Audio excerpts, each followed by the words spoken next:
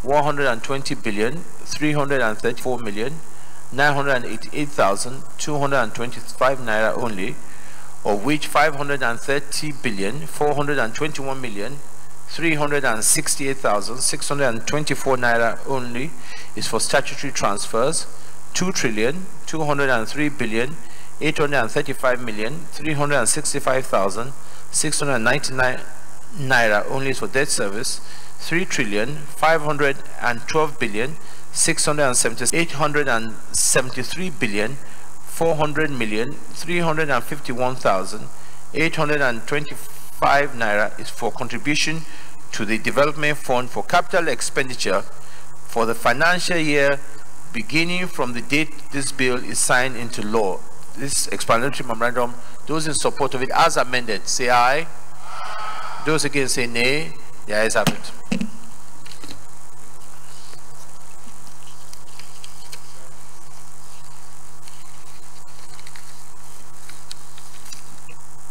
Yes, and gentlemen.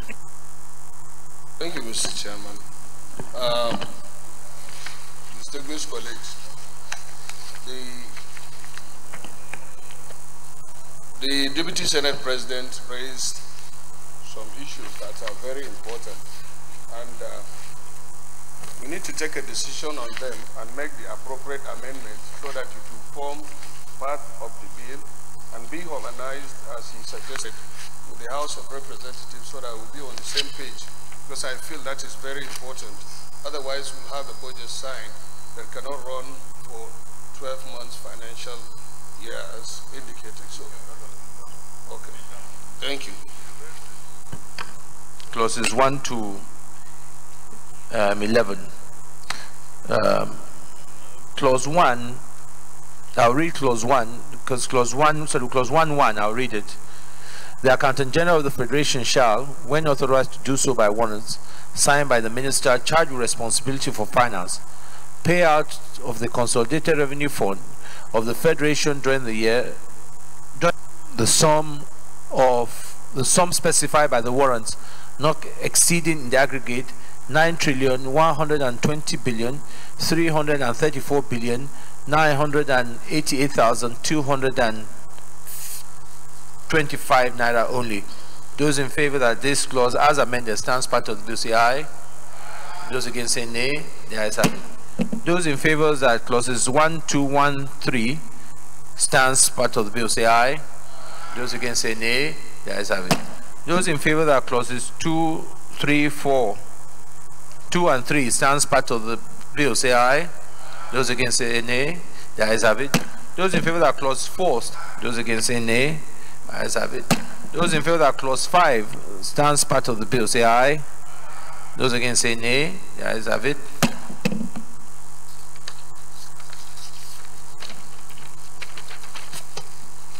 Clause 6 I'll read because there's been an amendment. The Minister of Finance shall ensure that funds appropriated under this Act are released to the appropriate agencies and organs of government as and when due, provided that no funds for any month or quarter of the fiscal year shall be deferred without prior waiver from the National Assembly. Those in favor of Clause 6 as amended stands part of the bill say aye. Yes, Chairman, appropriation. Mr. Chairman, this Clause 6 is very important, but it's never enforced by the Minister of Finance. I'm only trying to guide the Senate, because when we pass it now, I'm saying we'll go passing it. Let us, are we really going to enforce it, or are we just going to put it for footing sake? We continue to appear, but it's never enforced at all. So let me put the question on the same issue. Mr. Chairman, I don't know, but as the chair of committee no for this clause 6, because they said they should give priority to some of this project. And again, it's it's not in accordance to what we just said about environment. Because they give a project and they said they ask them to give priority, and again, it's not in their project, in the capital project. So I don't know how we're going to work on that. We'll pass it, then we now talk about what we cannot implement. So I don't know, because if we pass this thing, it means the issue of priority projects will not arise. Because what I've been doing in the previous years is that there are about 10 projects, they will fund this, they will not fund this, they will not fund this. Which is a complete contravention of this clause 6. So left to us now. Left to us. Let's debate it. All right, we'll pass it like that without implementing. Distinguished colleagues, those in favor of clause 6 as amended stands part of bill say aye. Those against say no. The responsibility of certifying assessing or implementation of that. Yeah. So in the process of, but the use of the order is clause 7 as amended, where we have removed the ing to just process. Those in favor that clause 7 as amended stands part of the bill say aye. Those in favor that clause 9 stands part of the bill say aye. Those against nay. The ayes have it. Clause 10. Those in favor that clause 10 stands part of the bill. Where is that? Clause 10. Thank you. Okay, take note of that. Ayes have it. Clause 11. Those in favor that clause 11 stands part of the bill say aye. Those against say nay. The ayes have it. Those in favor of the long title, which I'll read because again it's been amended. Long title: a bill for an act to authorize the issue from the Consolidated Revenue Fund of the Federation and total sum of 9,120,332,988,225 naira only, of which 530,421,368,624 naira only is for statutory transfers. 2,203,835,365,699 naira only for debt service. 3,512,677,902,077 naira only for recurring no debt expenditure, while the sum of 2,873,400,351,825 naira is for contribution to the development fund for the capital expenditure for the financial year beginning from the date this bill is signed into law. Those in favor of the long title as amended stands part of the bill say aye. Those against say nay. The ayes have it.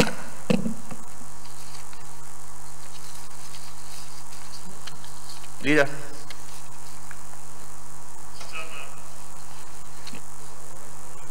Mr. Chairman, very distinguished colleagues, I move that the Senate reverse plenary for the charter for progress. Opposition. This is the minority leader. Mr. Chairman, distinguished colleagues, I rise to second the motion that we revert to the plenary to report progress. I second. Those in favor of the motion say aye. Those against say nay. The ayes have it.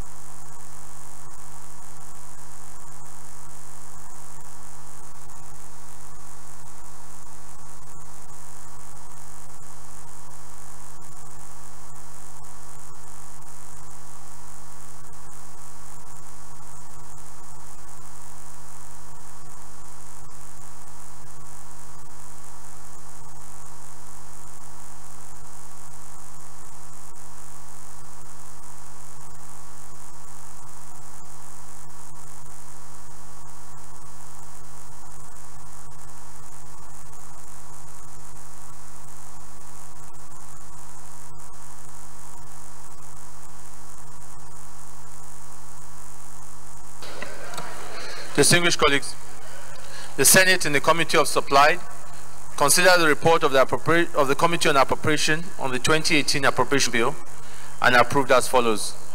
Schedule A, statutory transfer as recommended. Part B, debt service as recommended.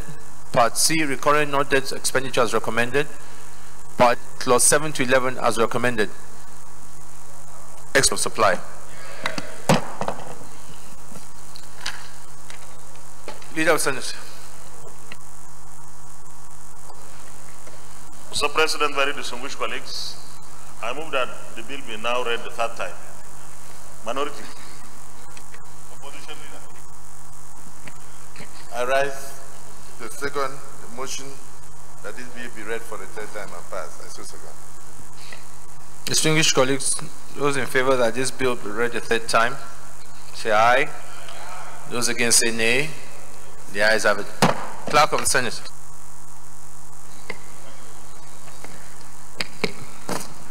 Mr. President, distinguished senators, a bill for an act to authorize the issue from the Consolidated Revenue Fund 4,988,225 naira only, of which 530,421,368,624 naira only is for statutory transfers. 2,203,800 service.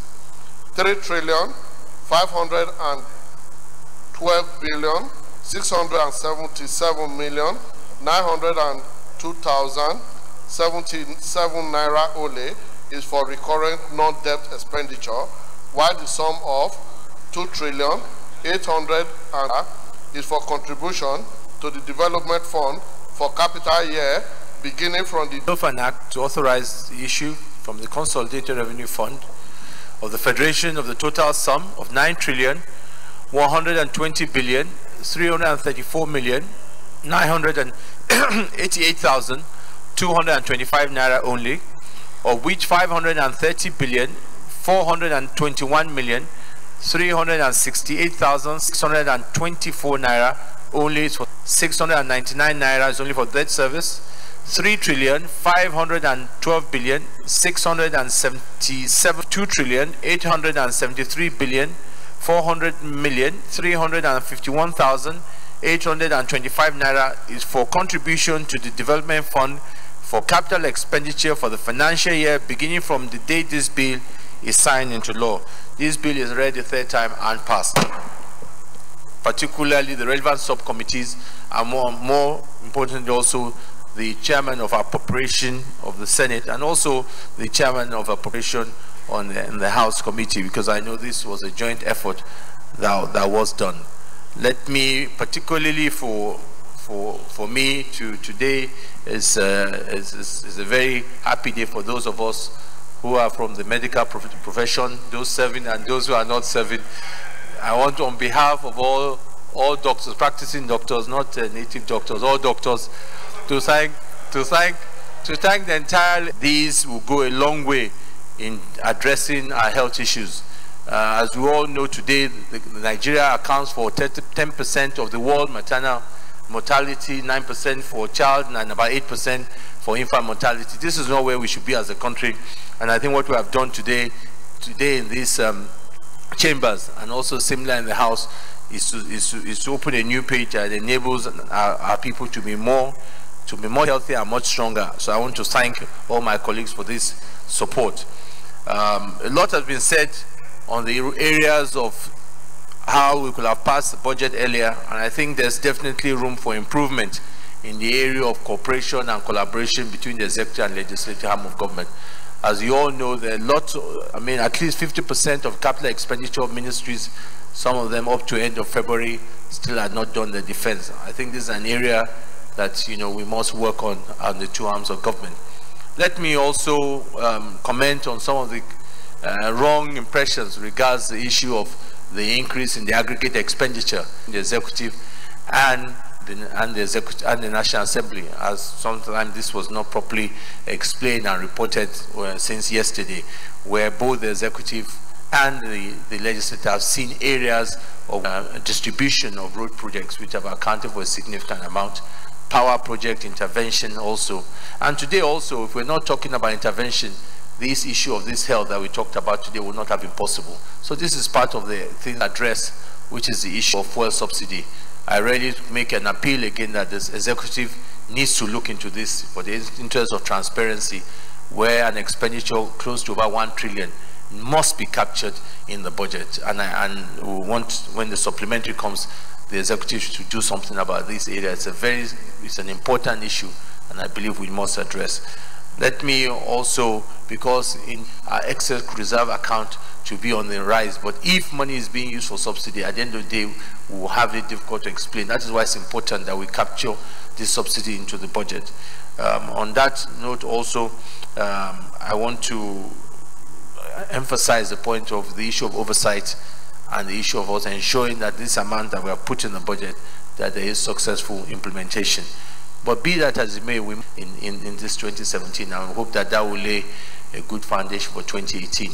But since 2017-18 is likely as an election year, I think a lot of work is expected of us to do proper oversight, because those in charge might have let me as a force in making this work. And again, I think this area just keep coming back.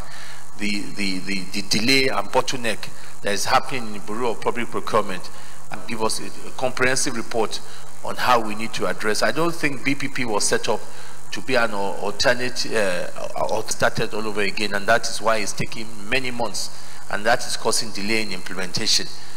So I think this is an area that we need to. Distinguished colleagues, let me all thank you. It's on the other paper, and as such, let me hereby adjourn the Senate till 2018 at 10 a.m.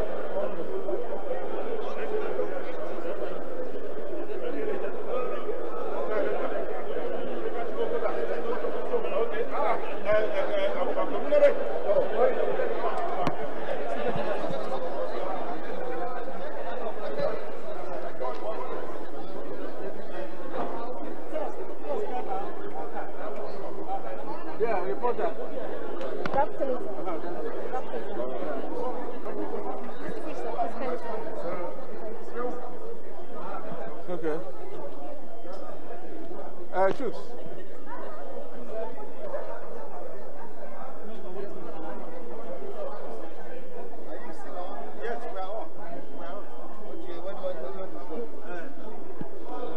You must agree with me that it has been an intensive debate, and of course a purposeful debate by, of course, legislators from different states and constituencies.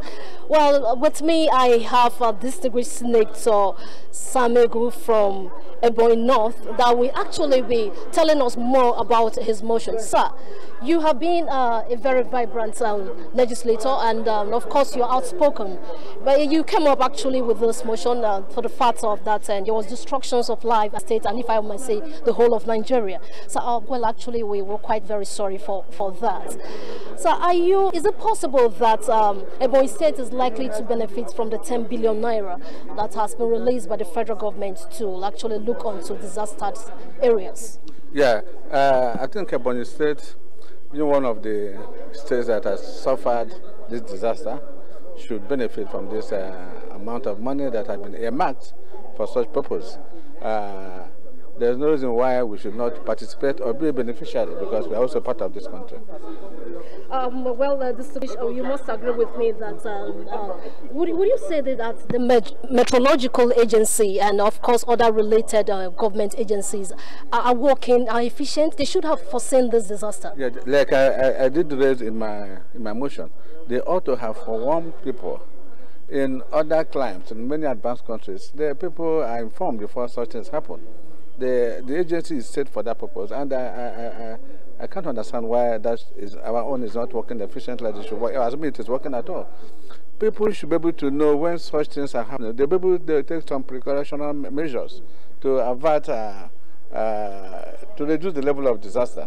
Obviously, if the storm is going to pass a particular part, and there are buildings, physical structures, it's not possible to remove them, but at least human beings around that area should find a way to protect themselves from the disaster that ordinarily would have swept them off. Distinguished, lastly, what do you think can be done to avert this reoccurrence? Well, there are certain disasters that we cannot prevent. But at least if people know about it, they'll be able to take action that will reduce the damage to a very significant level. So, like I said, the meteorological agencies are set for that particular purpose. And I know in the budget they are well funded. If they are not funded, they should let us know that they are not funded, they are lacking money. But when provision is made for that, in a location for over 100 years, being uprooted, I have never seen anything like that in my life. And for us to experience it is a very unfortunate, and that's why I'm crying out to the federal government, to the executive, to use the agency of NEMA to come to the aid of the affected area. And like the Deputy Senate President said, this is not just Ebonyi State. From Enugu, Ebonyi, and many other, even down to South, it affected a lot of communities. But like I raised in my own community, a lot of communities were affected in my constituency, and I think it is duty of government to come to the aid of the people that are so affected. Distinguished, thank you so very much for spending your beautiful moments with us. We'll expect you obliged some other time. We'll want you. Thank you. Well, it's on this note we want to say that remember, it's the best in the world. Nigeria will come your way again with